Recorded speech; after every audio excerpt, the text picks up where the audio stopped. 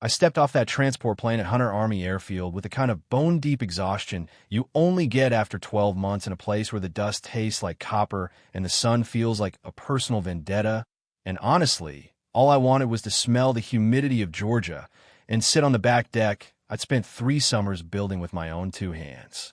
You dream about those small things when you're overseas, the specific creak of your floorboards, the way the light hits the kitchen counter at 5 p.m., and especially that view of the creek behind my property. But when I finally pulled my truck into the driveway of Pinecrest Estates, I didn't feel that in quote.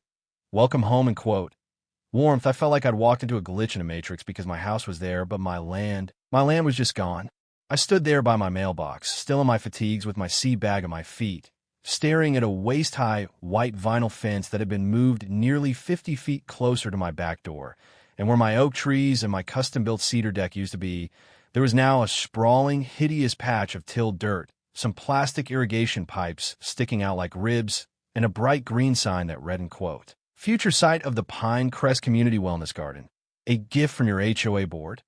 End quote. I think I stood there for a full 3 minutes just blinking, waiting for the scenery to render correctly, but then I heard that familiar, high-pitched clacking of heels on pavement, and I knew exactly whose shadow was about to fall over my afternoon. End quote. "Nate, you're back earlier than expected. We didn't think we'd have to deal with the logistics of your transition until the fall," end quote, said Evelyn Thorne, the president of the Pinecrest HOA, and she said it with this breezy, patronizing lilt like I was a tenant who'd forgotten to take out the trash rather than a homeowner who'd just had his backyard stolen. She was mid-60s, dressed in a crisp linen suit that probably cost more than my first truck, holding a clipboard like it was a scepter, and she didn't even look me in the eye. She just looked at the dirt. I managed to find my voice, though it sounded like it was coming from a mile away, and I asked her what in the hell was happening to my property, and she just gave me this thin, sharp smile, the kind people use when they're about to tell you a lie for your own good, and said, and quote, "Well, the board conducted a comprehensive survey while you were deployed, dear, and it turns out your deed had a significant discrepancy regarding the easement. We realized that area was actually common ground that had been in oppos, improperly enclosed in oppos, by the previous owners, so we simply reclaimed it for the beautification of the neighborhood. And since you weren't in oppos, using it, we thought you and oppos appreciate the contribution to our collective property value." End quote. I looked at her, then at the fence, then back at her, and I told her as calmly as I could that I had the original survey from when I bought the place 5 years ago, and that my deck, which was now apparently firewood, had been permitted and approved by the county, and she just waved a hand as if she were swatting away a fly and told me, end quote, "Laws change, Nate, and community standards evolve. If you want to contest the board's unanimous vote, you're welcome to file a formal grievance at the next quarterly meeting, but for now, I'd suggest you get some rest. You look quite haggard." End quote. She turned her back on me and walked away, her heels clicking a rhythmic end quote, end quote, against the asphalt, leaving me standing there in a uniform I'd worn to defend a country that apparently couldn't and oppose, to even protect my own backyard from a woman in a linen suit. I didn't in oppose, go inside and sleep. I went straight to the county recorder's office, still smelling like a long-haul flight in desperation, and I spent 4 hours digging through microfiche and digital records until I found what I was looking for. There it was, end quote, corrective quitclaim deed, end quote, filed 6 months into my deployment, bearing a signature that was supposed to be mine, but looked like someone had tried to trace my name through a bowl of soup, and it was notarized by a woman named Sarah Jenkins, who, after a quick search, turned out to be Evelyn Thorne's sister-in-law, who lived 3 counties over. They hadn't oppos, just in quote, reclaimed in quote, common ground. They had literally forged my name to in quote, donate in quote, 40% of my lot to the HOA for the sum of $0. And as I sat there in that dim office, the exhaustion finally vanished, replaced by a cold, surgical anger that I'd only ever felt in combat, a realization that I wasn't in oppos, just in a dispute. I was in a war, and Evelyn had made the mistake of thinking I was a victim when I was actually a tactician. I called an old friend from my ROTC days named Marcus, who had traded his uniform for a law degree and a reputation for being the kind of attorney that insurance companies have nightmares about, and we met at a diner that night, where I laid out the forged documents and the photos of my destroyed deck. Marcus looked at the end quote, signature end quote, on the deed and let out a low, dark laugh, telling me that this wasn't an oppos. Just a property dispute. This was a felony buffet. We had forgery, wire fraud, identity theft, and since they'd used the mail to send me in quote, notices in quote, I never received, we could probably throw mail fraud into the mix too. But then he leaned in, his eyes gleaming under the fluorescent lights, and said in quote, Nate, we could just sue to get her land back, and we'd win. But if you really want to burn her world down, we'd don and oppos. Just go after the land. We go after the corporation. If they and oppos, V, been doing this to you, they and oppos, V, been doing it to others. And we can move to have the court appoint a receiver to seize the entire HOA's assets on the grounds of racketeering and systemic fraud. End quote. We spent the next month playing the long game. I didn't in oppos. Send angry emails. I didn't in oppos. Yell at the construction crews who were planting in quote. Wellness in quote. Lavender on the spot where I used to grill steaks. I just watched. I installed high-definition cameras that looked like birdhouses, and I started talking to my neighbors, specifically the older ones who Evelyn always seemed to be in quote, helping in quote, and the stories I heard were sickening.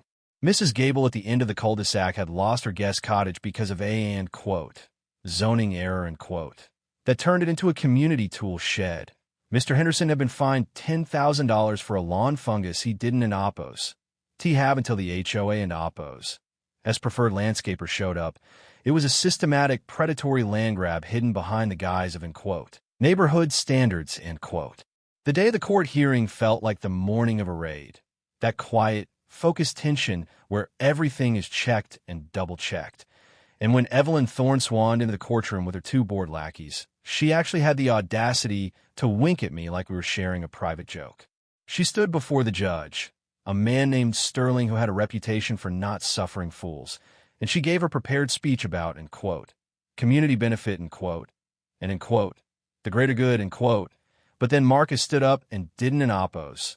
Say a word, he just walked over to the evidence projector and placed my original deed next to the forged, in quote, corrective, in quote, deed. The silence in that room was so thick you could have cut it with a bayonet as the judge stared at the two signatures. One a clean, military cursive, and the other a jagged, shaky mess. And then Marcus dropped the real bomb. A deposition from Sarah Jenkins, the notary, who had cracked under the threat of a felony indictment and admitted that Evelyn had paid her $500 to stamp the document while I was in a different time zone. Judge Sterling's face didn't end oppos. Just turned red. It turned a shade of purple that I didn't end oppos. No human skin could achieve. And he looked at Evelyn, who was suddenly looking a lot less like a queen and a lot more like a cornered rat. And he said, in quote, Madam, you have used the legal instruments of this state to commit a daylight robbery against a man serving his country. And you have done so with a level of arrogance that suggests you believe you are the law. End quote. He didn't end oppos. Just rule that the land was mine.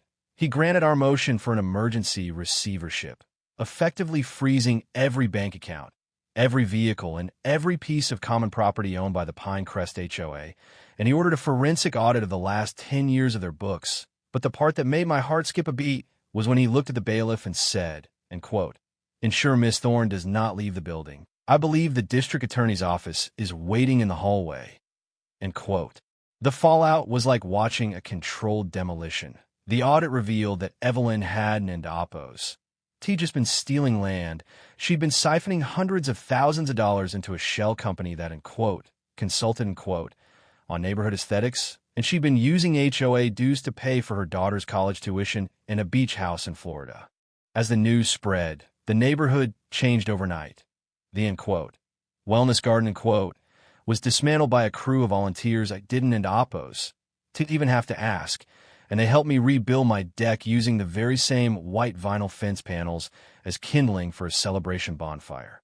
Neighbors who had been living in fear of a fine for having the wrong shade of curtains were suddenly out on their porches, sharing beers and stories. And for the first time in the 5 years I'd lived there, it actually felt like a community instead of fiefdom.